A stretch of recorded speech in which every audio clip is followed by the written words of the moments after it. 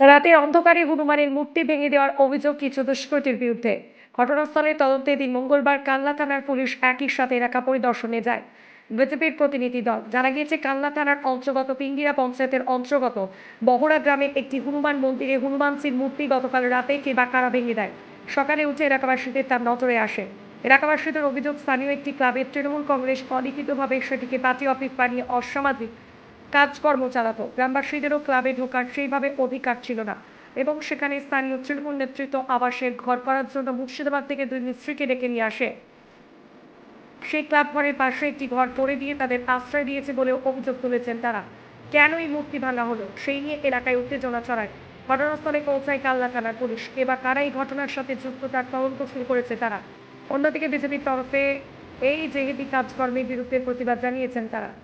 একই সাথে ক্লাব ঘরের মধ্যে অলিখিতভাবে তৃণমূল কংগ্রেসের পার্টি অফিস বানিয়ে অসামাজিক কাজকর্মে চলত বলে অভিযোগ তুলেছেন তারা। ওই ক্লাবের মধ্যে তৃণমূলের পতাকা এবং ব্যানারও পাওয়া গিয়েছিল। অন্যদিকে স্থানীয় এলাকার তৃণমূল নেতা মানিকলাল মণ্ডল তিনি বলেন, প্রতিটি ক্লাব ঘর তৃণমূলের পার্টি অফিস নয়। কে বা কারা পতাকা বা ব্যানার রেখেছিল সে বিষয়ে জানি না, তবে যারাই এই ঘটনা ঘটিয়ে থাকুক না কেন উপযুক্ত শাস্তি দাবি তুলেছেন তিনি। এখানে এসেছি, একটা ঠাকুর গলাটা হনুমান ঠাকুরের গলা কাটা হয়েছে, সেটা নিয়ে সব ওর মীমাংসা হচ্ছিল, তো হলো না। তা আমাদের ক্লাবে আমাদের কোনো সুবিচার নেই, বা ক্লাবে যতগুলো তৃণমূল পার্টি আছে ওদের ওখানে জায়গা, অথচ আমাদের এখানে কোনো কোনো জায়গা নেই। তা কি আপনার মনে হয় যে এই কার্যকলাপের সাথে ক্লাবের জড়িত? হ্যাঁ জড়িত, আমি তো এইখানে গ্রামের লোক, তা আমার এখানে কোনো ইয়ে নেই।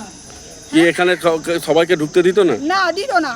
ওদের যা কিছু হবে ওদের সব হবে, আমাদের কোনো কিছুই হবে না। তা আজকে আপনারা এসে কি দেখলেন এখানে? আমরা দেখলাম ওরা সব ওদের মেয়ে ছেলে সব মানে বন্ধ করতে দেবে না, কোনো কিছু করতে দেবে না, এটাই দেখলাম। পুলিশ এসেছিল? হ্যাঁ, পুলিশ এসেছিল। তা আপনারা এখন কি চান?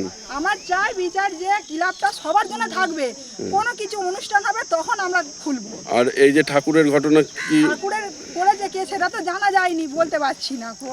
তা আপনার কি মনে হয় এখানকার ক্লাবের সঙ্গে কি তারা জড়িত থাকতো? জড়িত আছে, জড়িত না থাকলে তো এটা কেউ কিছু করতে পারবে না। হঠাৎ করে আজকেই বা হবে কেন? যে 3-4 বছর ধরে ঠাকুর আছে এখানে, অতদিন হয়নি, বা আজকে কেন হবে ঠাকুরটা? আপনার নাম? আমার নাম রমাকুড়া। হনুমানতলায় হনুমান, আমি আজকে অনেক বছর ধরে হনুমান ঠাকুরের পুজো করছি। পুজো দিতে গেলে লোকে আমার টাকা তেমন এমন হুমকি দিত, আমি শুনতাম, আমি তাও থেমে থাকিনি ওই পুজো দিয়ে, আমি থেমে থাকিনি।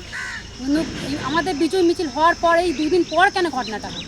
তো আপনারা কি মনে করছেন? আমি সম্মত বলছি, এটা আমাদের পার্টি থেকে মুসলিম সাটে দুজনা করেছে, পার্টি থেকে।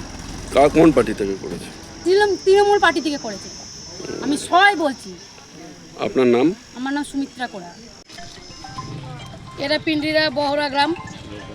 সেই গ্রামে আমার ভারতীয় জনতা পার্টির কার্যকর্তারা সকালবেলা ফোন করে বললেন, কালকে রাতের অন্ধকারে জেহাদিরা হনুমানজির মূর্তি ছিলেন ওখানে, বজরংবলীর পুজো হতো, সেই বজরংবলীর মূর্তি গলা কেটে মূর্তি মাথাটা পাশে রেখে দিয়েছেন।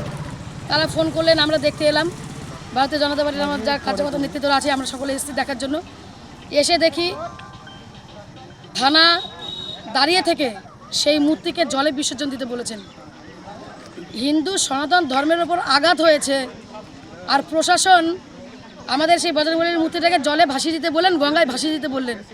যখন আমরা পরিদর্শনে আসলাম, আসার পর গ্রামবাসীরা, কোনো ভারতীয় জনতা পার্টির কার্যকর্তারা নয়, গ্রামবাসীরা বলছেন যে সামনে একটা ক্লাব আছে, সেই ক্লাবটা হচ্ছে আদিবাসী সম্প্রদায়ের মানুষদের ক্লাব, কিন্তু সেইটা আগে ক্লাব ছিল তৃণমূল কংগ্রেস, সেই ক্লাবটাকে তাদের পার্টি অফিস বানিয়েছে এবং সেই পার্টি অফিস থেকেই জিহাদি কার্যক্রম চলে।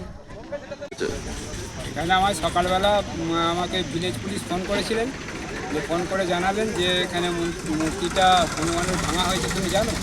আমি বললাম না, আমি তো এখনও খবর পাইনি, কিছু জানি না, তবে আমি বলছে যখন আমি জেনে দেখছি। তো বললো বলে আমি আর জানলাম, হ্যাঁ বললো ভেঙেছে। এবার রাতের অন্ধকারে কে ভেঙেছে, রাত্রিরে ভেঙেছে, সেটা আমি আর কি করে বলি বলুন। এইখানে পুলিশ এসছে কেন, কি কারণে? ওইখানে পুলিশ এসছে, ওই মন্দির যে মূর্তি ভাঙার ইয়েতেই পুলিশ এসছে। আচ্ছা, এখানে ক্লাব ঘরে কি কারণে এসছে সবাই? আপনিও এসছেন? ক্লাব ঘরে যে ওনারা বললেন একটা ক্লাব ঘর আছে, আমি ক্লাব ঘরে নিয়ে এলাম। ক্লাব ঘরটা দুটো মিস্ত্রি থাকে, ওই মিস্ত্রিদের যে ওনারা বললেন না মিস্ত্রিদের যে ওখানে থাকা চলবে না, এইটুকুই বলেছেন। না এই